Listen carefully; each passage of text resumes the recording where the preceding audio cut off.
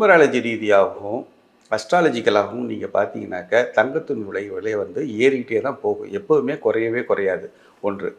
ரெண்டாவது என்னன்னு கேட்டிங்கனாக்கா, தங்கம் எப்படி சார் வாங்க முடியும்? ஆமாம்.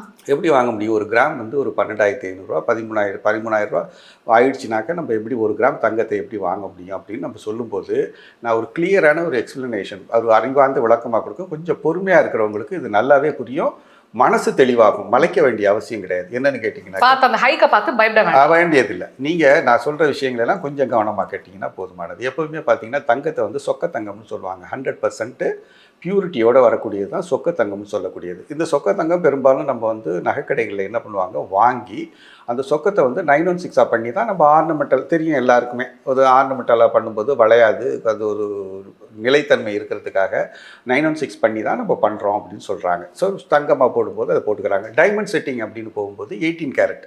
ஸோ வந்து ஹோல்டிங் பவர் நல்லாயிருக்கும்னு சொல்லிட்டு 18 கேரட்டில் பண்ணுறோம். சரி,